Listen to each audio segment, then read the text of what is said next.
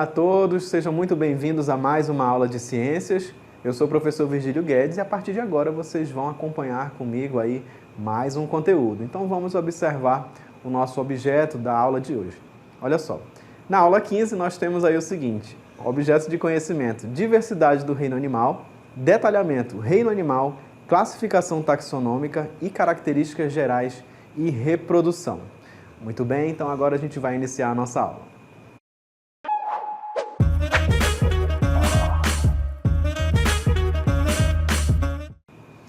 E nessa aula a gente vai conhecer aí um pouco mais sobre alguns outros animais, né? A gente está estudando ali sobre o reino animal, vimos aí as características gerais a cada um deles, né? E a gente vai conhecendo aí um pouco de cada um desses grupos, vendo suas características específicas e conhecendo um pouco mais ali sobre os seus representantes. Nesse momento, a gente vai conhecer um pouco mais ali dos moluscos. Vamos observar aí na nossa imagem, então. Os moluscos pertencem ao filo Mollusca.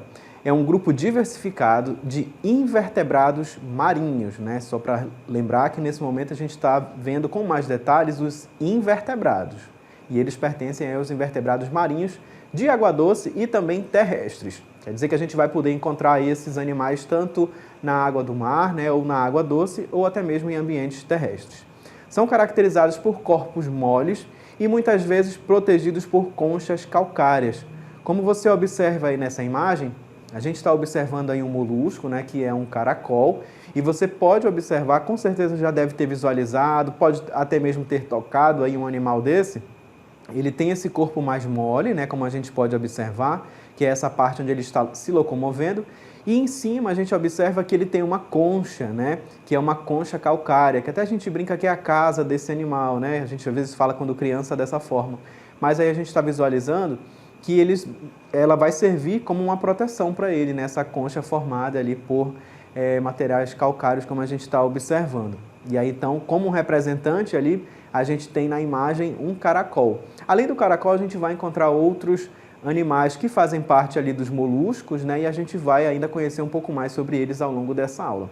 Na outra imagem, a gente observa ali o caracol novamente, mas a gente tem um outro molusco ali na imagem com a gente, que é o caramujo. Então, olha só, nessa imagem é para a gente entender que os moluscos eles vão estar divididos em classes. A primeira que a gente observa, a primeira classe de moluscos que a gente estuda, são os gastrópodas, né, ou a classe gastrópoda. E é a maior classe, e ela vai incluir caracóis e caramujos. Mas qual é a diferença entre um caracol e o caramujo, né? Parece que são iguais, né? Mas olha aí. Nós temos aí nas duas imagens. Na imagem de cima a gente tem o caracol, né? E o caracol, a característica dele é que essa concha, ela é um pouco mais delicada, né? Mais fina do que a do caramujo. E o caracol a gente vai encontrar em ambientes terrestres. O caramujo, ali embaixo, ó, que tem essa concha um pouco mais escura, essa concha dele ela vai ser mais firme, mais resistente, e ele pode ser encontrado, né, também em ambientes de água doce ou salgada. E ele apresenta um corpo alongado e uma concha espiralada, quando presente, né, porque em alguns representantes pode não apresentar essa concha, pode ter somente o corpo mole. Mas a característica principal aí dos animais pertencentes à classe gastrópoda é justamente esse corpo mais alongado, corpo mole, e essa concha espiralada, né, como a gente pode observar, quando ela se apresenta nesses representantes. Então a gente tem aí dois exemplares, né, dois representantes aí da classe gastrópoda, para a gente identificar e já conhecer aí algumas dessas classes de moluscos. Além do gastrópoda, a gente vai observar outra classe de molusco, que são os cefalópoda. Tá? Nesse caso aí, ó, a classe dos cefalópodas, ela engloba as lulas, polvos e náutilos, certo? E aí nessa imagem você pode observar esse representante, né, um polvo, e ele já é caracterizado ali por ter esses tentáculos, né, que vai ser utilizado ali tanto para sua locomoção quanto para a captura do alimento, por exemplo. Então, olha aí, possuem tentáculos e uma cabeça bem desenvolvida, né? Daí vem o nome do grupo, cefalópoda, né? Esse cefalo quer dizer justamente característica quanto à sua cabeça desenvolvida, né? Acredita-se que eles tenham até mesmo uma capacidade ali, uma certa inteligência, vamos dizer assim, né?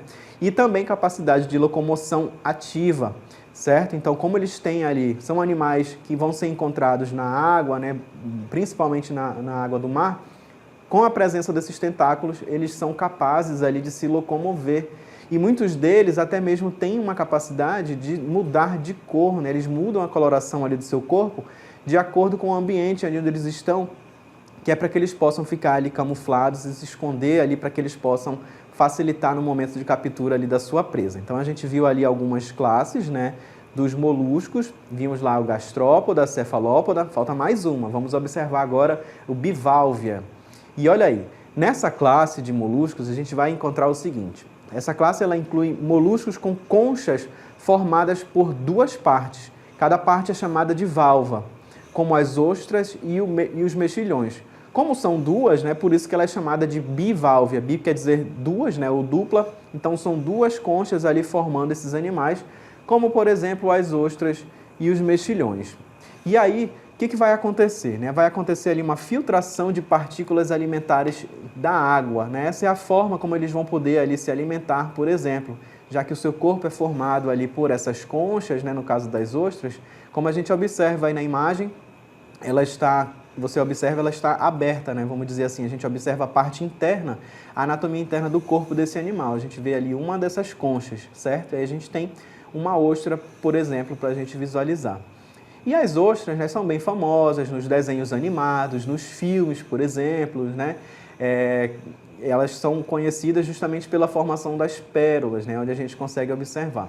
Mas a gente tem um esquema aqui para a gente visualizar um pouco melhor aí esse molusco, né? Um representante ali dessa classe que a gente pôde observar, que no caso da bivalvia, né? Você observa aqui, ó, ele está lá no fundo do mar, né? Próximo ali a essa área do substrato, que é aqui esse chão onde ele está. E aí você observa, olha, essas duas conchas, né? E ela pode se abrir aí para que esse animal consiga fazer a filtração da água, por exemplo. E aí a gente observa nessa outra imagem, ó, ela aberta. Aqui a gente tem uma concha aberta e olha só que curioso, interessante. No interior a gente observa uma pérola, né? Então as ostras, elas são conhecidas justamente pela formação dessas pérolas, que aqui é aquele item que está lá no centro da imagem, ó. A seta está indicando para a gente lá, ó. Aquela bolinha ali que muitas das vezes é utilizada na fabricação de colares, né, de itens ali, de joias, por exemplo.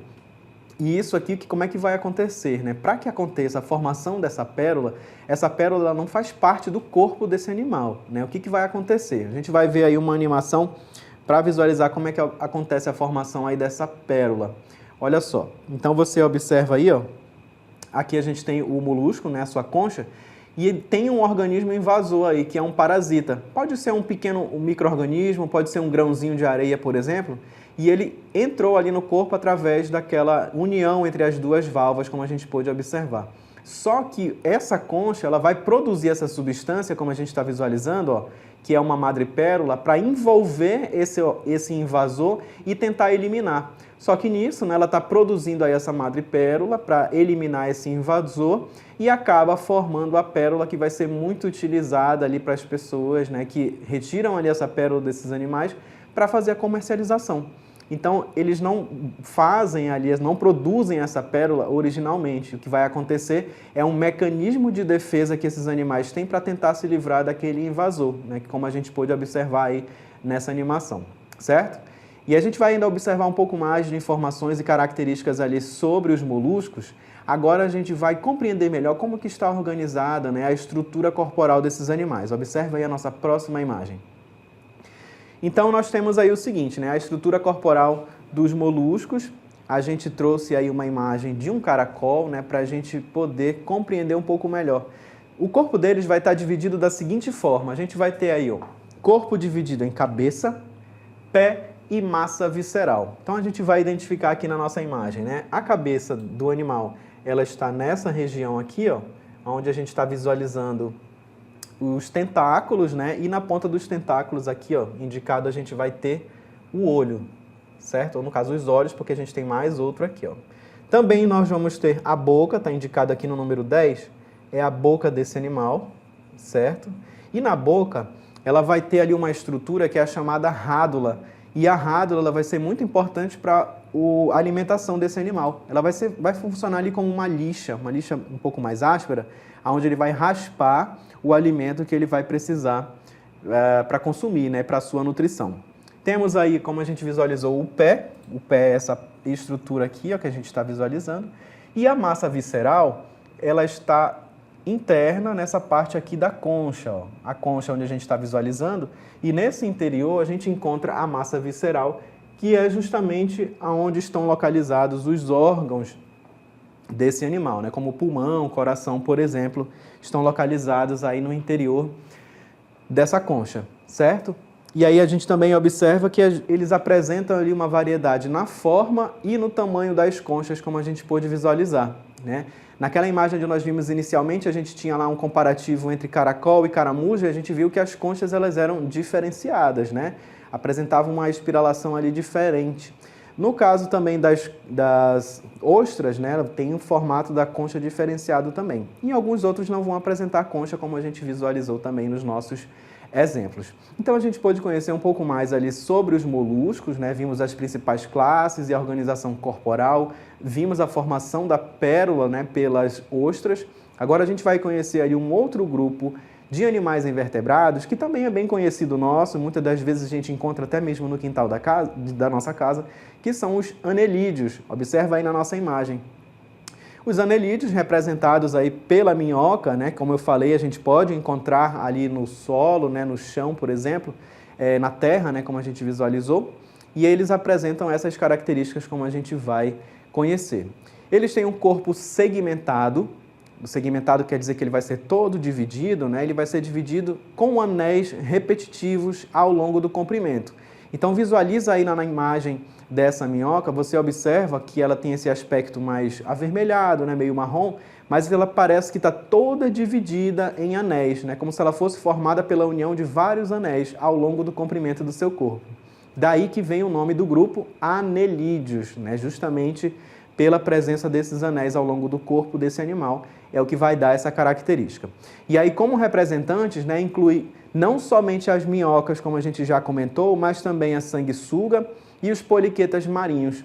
E eles vão ser amplamente distribuídos em ambientes aquáticos e terrestres, certo? Como a gente pôde observar e visualizar aí na imagem da minhoca, que é o representante mais conhecido do grupo que a gente trouxe, mas além desse a gente vai encontrar também a sanguessuga, né, e outros representantes como a gente pôde visualizar.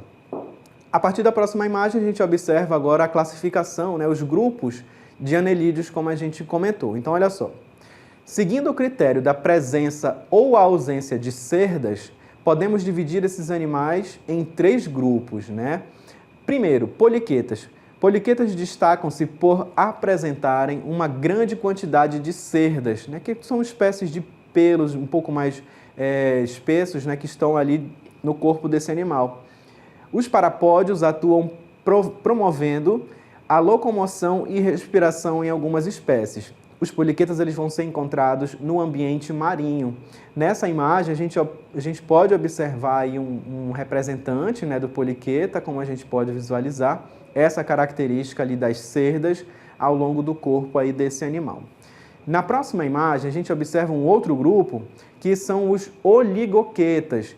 E os oligoquetas, eles destacam-se por apresentarem poucas cerdas em seu corpo, né? Diferente do grupo que a gente viu anteriormente, que tinham muitas cerdas, aqui no caso dos poliquetas, eles vão ter pouquíssimas, né? Como a gente visualizou. E eles apresentam aí um sistema digestório adaptado para uma dieta de matéria orgânica em decomposição, né? Como a gente pôde aí observar. E aí a gente estava falando sobre a minhoca, né, que é o principal aí representante, o representante aí dos oligoquetas, como a gente pôde visualizar.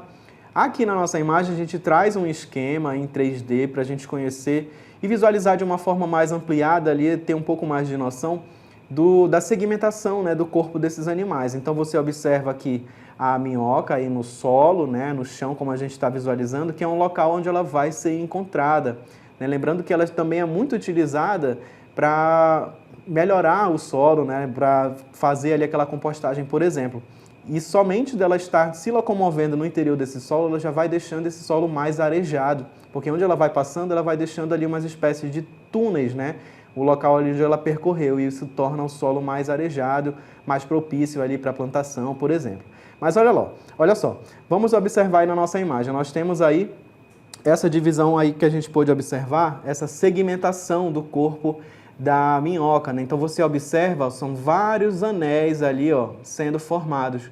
Então, como se fosse ali uma união de vários anéis, né, formando ali o corpo desse animal. E daí que vem o nome, então, anelídeos, justamente por causa dessa característica ali, como a gente pode observar. E através desse esquema a gente tem uma visualização ali mais ampliada para a gente identificar e visualizar um pouco melhor. Nessa outra imagem a gente observa um pouco da organização corporal ali desses animais. Olha lá, marcando novamente para a gente ali os anéis, né, como a gente visualiza aqui, ó, identificados lá naquela primeira parte ali da nossa imagem, mas a gente consegue visualizar ao longo do corpo desse animal os anéis. Tem o clitelo, que é essa outra região aqui mais destacada, e por fim, né, ó, o sistema digestório desses animais, como a gente pode observar, ele inicia, ó, lá no começo, em boca, e termina aqui no ânus, né, o sistema digestório, como a gente visualiza aí desses animais, né? Então, para a gente compreender melhor como que funciona, né, como está organizado ali o corpo das minhocas, né, o representante ali do grupo dos anelídeos. E aí eu falei, né, que a minhoca ela também vai ser utilizada, ali, ela está presente no solo, vai ser utilizada ali para as questões ali de melhoramento do solo, de compostagem, tornar ele mais fértil, né? Vamos entender um pouco mais dessa importância dos anelídeos na próxima imagem. Os anelídeos, então, são utilizados aí na ecologia e tem também uma importância, né? Por quê? Porque eles vão desempenhar um papel vital na decomposição e reciclagem de matéria orgânica. Então, olha essa imagem aí, foi montada uma composteira, né? Tem utilizados ali restos de matéria orgânica sendo reciclada para tornar aí esse solo mais fértil, né? Então, tem pessoas ali que vão utilizar, muitas das vezes vão fazer em casa com o resto de alimentos, colocam ali as minhocas, né, para que elas se alimentem dessa matéria orgânica ali e a partir desse momento dessa decomposição vai trazendo ali esses nutrientes para o solo, né? Então, como a gente visualizou ali, ó, elas têm justamente esse papel na decomposição e reciclagem da matéria orgânica.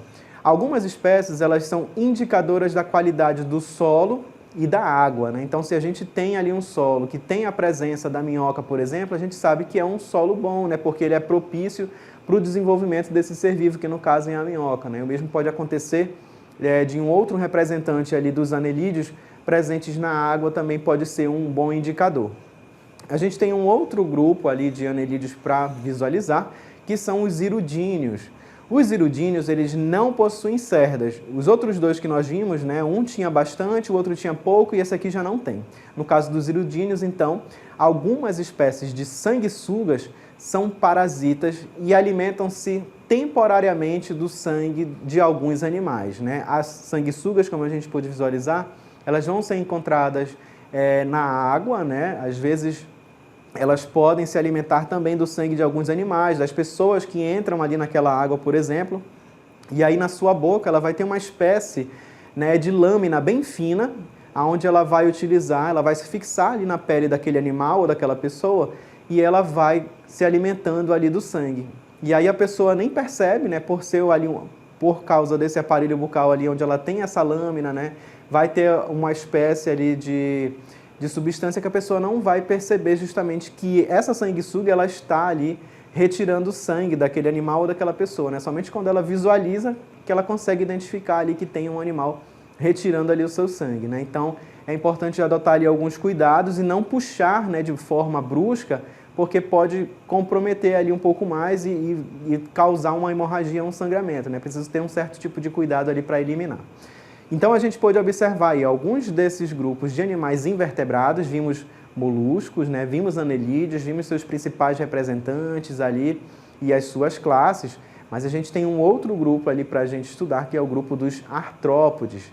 Olha só, o grupo dos artrópodes, esses animais eles possuem o corpo com partes articuladas, como as patas e as pernas. Então é daí que vem o nome desse grupo, olha só. Artrópodes, né, podes quer dizer pés, e esse artro aí, ó, ele quer dizer, né, ele vem de articulado. Então esses representantes aí, eles vão ter as partes do seu corpo, como as patas ou as pernas, né, articuladas, eles vão ter uma espécie de articulação para que elas facilite ali a sua locomoção. Esse filo de animais é o mais diversificado do planeta, com mais de 1 milhão de espécies conhecidas. E aí nós temos um representante, né, que possui aí também o seu corpo segmentado, tem pares de patas em cada um desses segmentos, como a gente pode visualizar, antenas, né? E eles também possuem essas patas ou pernas articuladas, como a gente pôde observar. E em seguida, apresentam um esqueleto externo que é chamado de exoesqueleto, certo? Então, os animais invertebrados, alguns deles, eles vão ter essa estrutura que é para dar uma proteção para o corpo, né? E sustentar também, sendo que protegendo ali o seu material interno, sua anatomia interna. Então, nesse caso que a gente está visualizando, esse exoesqueleto, exo quer dizer fora, e esqueleto, o esqueleto como a gente já sabe, né? Então é o esqueleto externo, né? Diferente dos vertebrados que tem um esqueleto interno. Nesse caso aí eles vão ter essa espécie de carapaça, né? De armadura, que é esse exoesqueleto que vai funcionar para proteger o corpo desse animal. E ele é constituído por um carboidrato chamado de quitina.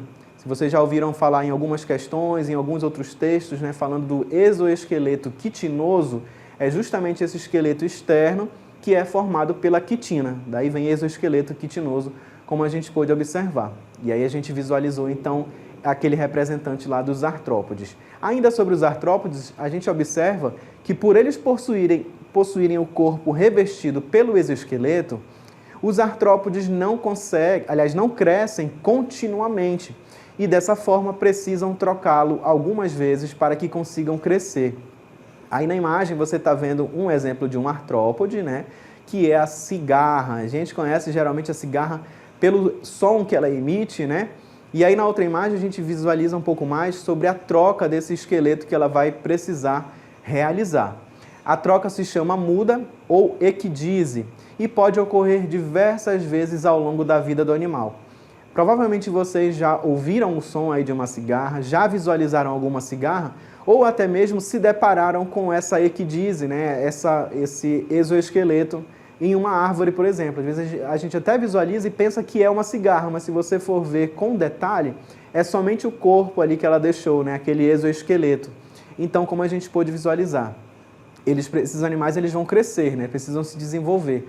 Só que como eles têm esse exoesqueleto quitinoso ali, que é uma substância mais rígida, chega um momento que ela não serve mais, não cabe mais. Então ela vai sair daquele corpo, né, daquela carapaça lá, daquele exoesqueleto, ela abandona ele, fica um pouco mais sensível ali, mais suscetível, até com que ela desenvolva um novo exoesqueleto para proteger ali o seu corpo. Então ela deixa ali, geralmente nas árvores, como a gente visualizou naquela cigarra. Não é somente a cigarra que faz a muda, existem outras espécies, ali, outros representantes que vão realizar também essa muda, ok? Agora a gente vai ver um pouco, né, sobre a transformação que acontece aí no corpo desses animais.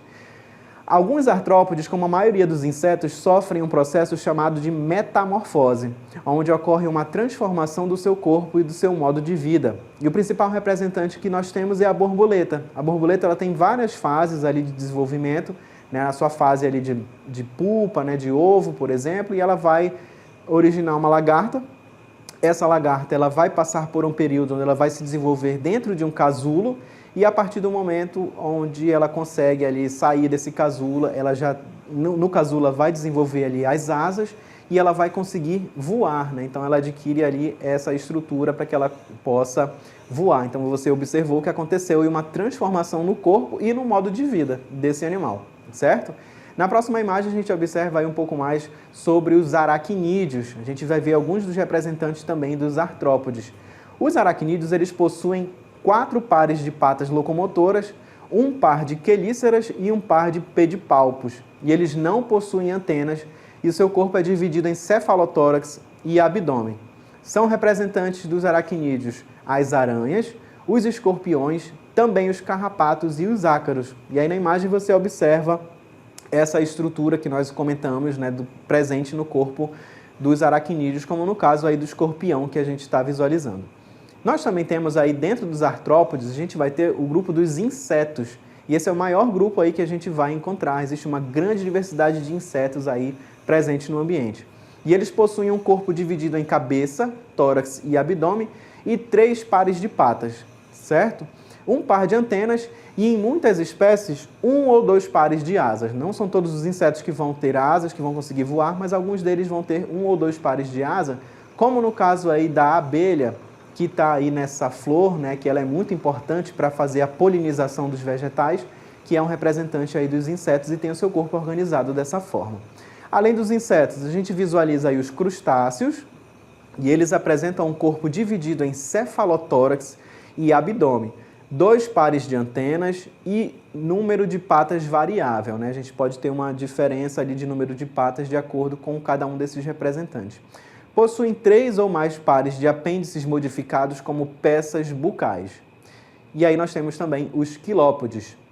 Os quilópodes possuem corpo alongado, dividido em cabeça e tronco, 1 par de antenas e segmentos no tronco, contendo 1 par de patas. Observa aí esse animal como um representante que a gente trouxe aí na imagem, né, a lacraia, e ela tem esse corpo dividido em segmentos. Em cada um desses segmentos a gente vai encontrar 1 par de patas. Essa é a característica aí dos quilópodes. E eles são animais carnívoros e terrestres, além de apresentarem apêndices capazes de injetar veneno para paralisar a presa, né? A forma como ele vai conseguir obter o seu alimento, ou quando ele se sente ameaçado, ele vai se defender através desse veneno presente ali nos seus apêndices. E aí o outro grupo que a gente visualiza são os diplópodes. Os diplópodes também possuem um corpo alongado, 1 par de antenas e o corpo vai ser segmentado no tronco, só que nesse caso eles vão ter aí, ó, 2 pares de patas. Olha aí, ó, diplo, esse di quer dizer 2, né, ou duplo, podes quer dizer pés, como a gente pôde visualizar. Então a gente já observa que em cada segmento do tronco desse animal, eles vão ter aí 2 pares de patas, como o imbuá conhecido nosso aí, que é um representante dos diplópodes ali, como a gente pôde observar, certo? Então a gente pôde visualizar aí mais um outro grupo de animais invertebrados. Vimos aí agora sobre os artrópodes, né, que tem o corpo articulado. Eles têm como se fosse a articulação que nós temos nas mãos, né? Em outras partes do corpo, eles vão ter ali nas suas patas e até mesmo nas suas pernas.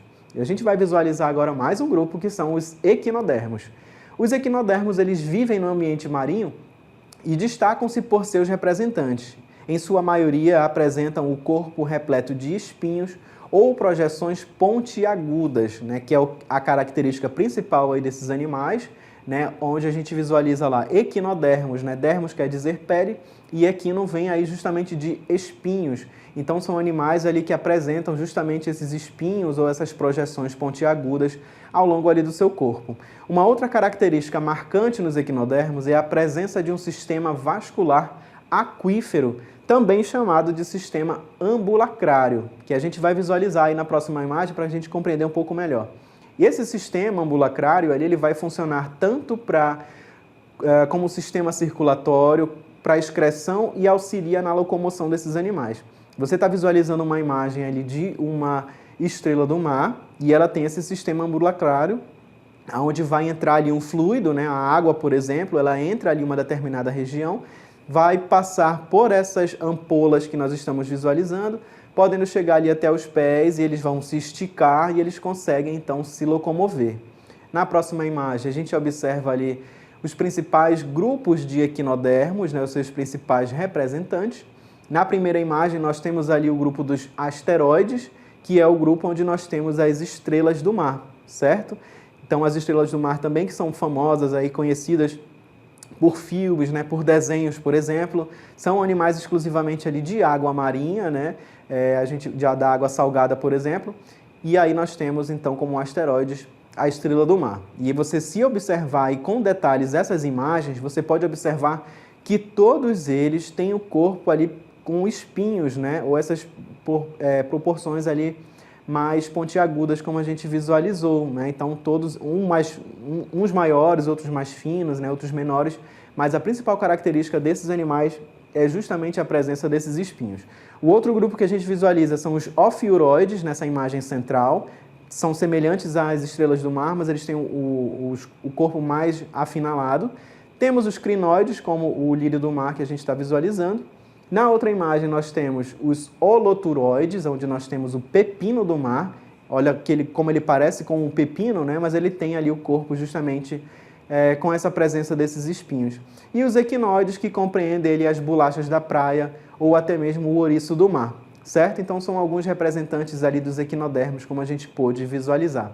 Então nessa aula a gente compreendeu um pouco mais e conheceu alguns outros grupos de animais, né, filos de animais invertebrados. Espero que vocês tenham conseguido acompanhar e tenham curtido também. E a gente se vê na próxima aula.